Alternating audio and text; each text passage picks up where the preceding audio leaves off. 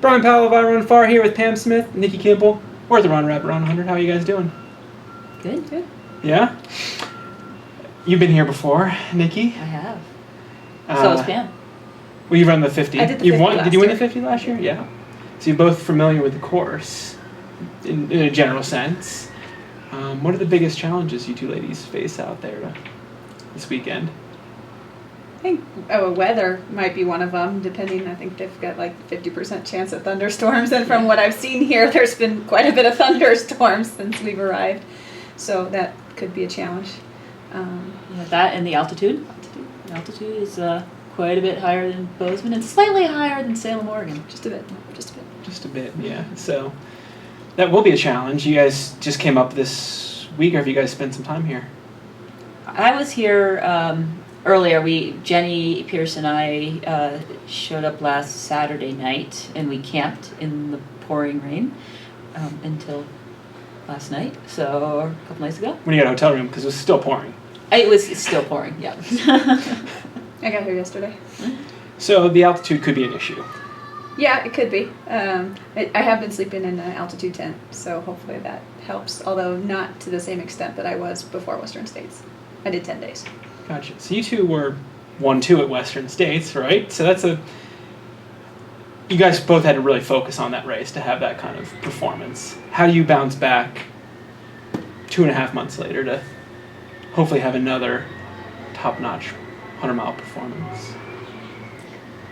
Yeah, I mean, I was insanely focused on Western States, and I don't think it was until afterwards that I realized almost how much mental energy I had put into that, and I'm not sure that I have entirely bounced back, to be honest with you. I mean, my training over the summer has been much more lax. You've been pacing a lot, right? Done a lot of pacing. I've been having a lot of fun, yeah, so I had 3 pacing gigs and I ran a trail marathon, but definitely have a lot lower volume with the training and just not in the same mind frame of, getting up at 4:30 every morning. Some mornings it's nice to sleep in, and I allowed myself to do that this So summer. maybe mentally recharge a little bit? So partly just coming back here to, sort of to help me to get back into that and to enjoy it and to sort of say that I'm back. With World 100Ks off the table? Yeah. Does that help you focus on this more, or does that change things? I guess my next big goal for me is Desert Solstice. And I know that that's not one of the big, what people would consider the big or popular type races, but I have some personal goals that I'm seeking there. And so that's where I'm going to kind of put that next big burst of intense focus. And you, Nikki, you had a great run at Western, and you had one good 60K in between. Yep. And I purposely didn't go all out on that 60K. Just there was no reason to. I mean, Western showed me that after 14 years of racing ultras that I need rest. I mean, I think I did well at Western because I'd been forced to take basically 3 months off from training with various surgeries and fractures, and I think that taught me something. And I've been over racing for way too many years, and so I actually probably trained harder and higher volume this summer than I did before Western, but then took a serious taper for this, and hopefully that pays off. I mean, I don't think I overtrained over the summer. I mean, I only raced once, and hopefully that'll pay off tomorrow. But yeah. So you did have a couple down years. Yeah, exactly. You would characterize that as a couple down years, maybe late 2000, like the late 2000s, 08, 09, that time frame. You have to say you've kind of put yourself back up there. Yeah. And did you feel that way, like you're as strong as you've been? Well, no. I mean, I would love to be as strong. I mean, my times show that I am not where I was in from 99 to 07. Mm-hmm. But I also have more experience, and I can run smarter now than I could then. I mean, I had the physical capacity not to have to run a really smart race every time I raced then. I don't have that capacity now, but I've got a lot more experience. So I think that's very beneficial in 100. So how much does smarts play a role and experience play a role? Both of you run what would be characterized as really smart hundreds in your careers. So you've really highly documented it. I think it's a big deal, and I think that, on a talent basis alone, like I certainly was not a standout in the list and lineup for Western States, but I think maybe some of the race preparation and other decisions that I made sort of gave me that little bit of an edge. So I'm going to go with, smarts playing a big deal, or at least race strategy kind of being very important to it. And, rooming together here and with Jenny, and Pam and I have talked about that. I mean, we're hoping smarts plays a big role in tomorrow's race. And, it's, and it's an experience thing. And, I know how I ran, 10 years ago, and if I tried those same strategies here, it would not work. Yeah, I mean, how do you, obviously, Cassie Scallon has some great wheels. There's a bunch of women here that have done fantastic performances at Pikes Peak Marathon. Like, there's some serious speed here. So, do you go out and just run your race from the gun, or do you? I think I'll have to. I mean, I can't stay up those women live in Colorado. I mean, they, a lot of those women are living at a higher altitude than either of us are, and I have some advantage at 4,500, and but not much. I mean, that's not much altitude, so I don't think I can stay up with them when they take off at the start. I mean, I don't think I'm capable of it. I tend not to usually be a fast starter myself, and I just know that about myself and have to realize that, I'm going to start behind them. I'm not going to try to race them from the get-go, and hopefully things play out differently at the end. And if they stay strong and stay speedy, good for them, and they'll have a great race. And but I don't think I can go into it thinking that I'm going to try and run the same way that they run. Yeah.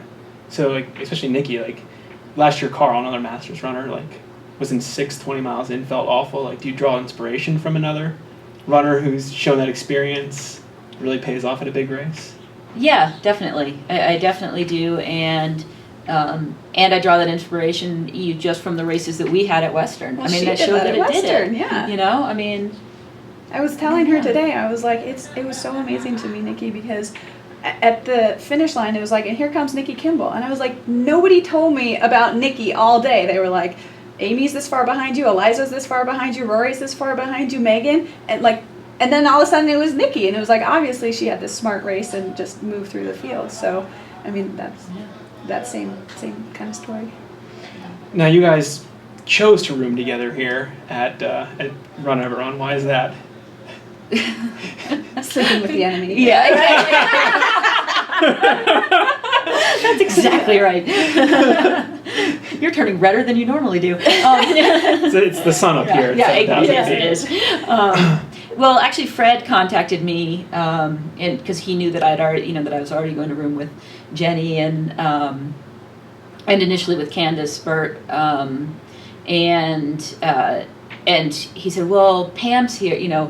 Pam just entered. Would you mind, how do you feel about rooming with her?" I'm like, oh, we went to the same college, we've got to have that EAF pride, that Williams College pride, and we should room together. And then it just kind of worked from there, and then Fred he just told Nikki this before, but she was one of my inspirations getting into the sport, because I used to read about her in the Williams College Alumni magazine. And really? Before I was a runner. I mean, well, not I was a runner. I was a runner, but I wasn't an ultra runner. And then I'd look at that and be like, wow, that sounds so cool. I could do that someday. And now I am. So really, Nikki Kimball. Well, Nikki and Greg Crowther was my college classmate as well. So, there was a lot of stories about them, and being able to relate to them, going to the same school and stuff. So they were kind of my inspiration getting into this. So it was kind of cool to get to meet with her. Yeah, and it's a small school, so we, Williams College grads just kind of stick together a little bit. We network a lot with each other, and I mean, when you have a school of 2,000 people, we didn't know each other in school. Well, see, I knew Nikki because she was a cool senior. Oh, she was like the star of the ski team, but I was like a lowly nobody. She didn't know who I was. And I wasn't fast enough to run on the cross-country team, so there you go. So you guys did overlap at school and on the athletic teams, not on the same teams. 1 year. 1 year. Wow, it's Williams has for being a small school, quite the reputation for strong athletics, and represented here in this room. But what is that like? It means it's really 2,000 person college. You're both there at the same time, and then finishing Western States. Did it cross your mind when you hear Nikki Kimball's coming around the track? Oh yeah, definitely. I mean, I think you have that college pride, and you want to see the other people, doing good things from your school, and so yeah, it's like, yeah, go Right. go Eves, and so. And actually, every time I've won Western States, I've been paced by another Eve, Zach Grossman. So it's this sort of, it sort of all comes together. Small world, yeah. Very small world. Very small world. So could we see two Eves at the front of the I field wouldn't come mind Saturday morning? repeating Western States finish list. I wouldn't. I mean, I definitely don't have the same level of confidence going into Western States, but like I said, play it smart, and hopefully that comes out. But so, would be happy if that was the outcome. Well, I don't know if I can say this as a Harvard College grad, but best of luck to both of you. Thanks, Ryan. Thanks. One bonus question: what do you two think of Amherst? I don't think we're You allowed have to to say beep, those you words. have to Yeah. beep that out. On camera.